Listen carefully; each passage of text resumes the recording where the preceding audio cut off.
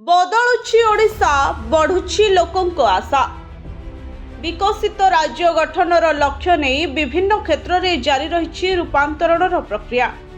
शिल्प क्षेत्र में आउ एक बड़ सफलता हासिल करिछि राज्य। सेमीकंडक्टर और अत्याधुनिक प्रजुक्ति क्षेत्र में निवेश आकर्षण पाई इंटेल एवं 3DGS सह गुरुत्वपूर्ण चुक्ति स्वाक्षरित होइछि।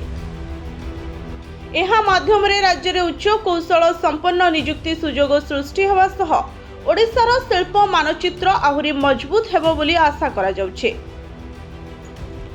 केवल शिल्प नुहे कृषि क्षेत्र में मध्य ओडिशार सफलता चर्चार विषय पलटिछे। जातीय हार को पछरे पकाई 5.3% कृषि अभिवृद्धि हासिल करिछि राज्य।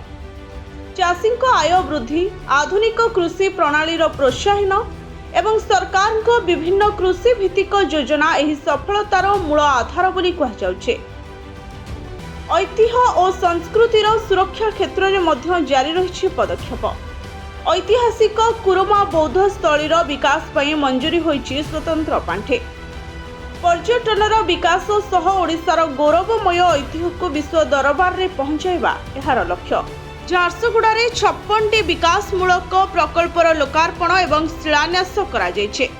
पानीय जल, सड़क, शिक्षा, स्वास्थ्य और सहरांचल भित्तिभूमि क्षेत्र में एही प्रकल्प गुड़िक स्थानीय लोकंक जीवन यात्रा को आहुरी सहज करिवो बोली आशा करा जाउछे। शिक्षा क्षेत्र में मध्य जोड़ी होइछि नुआ अध्याय।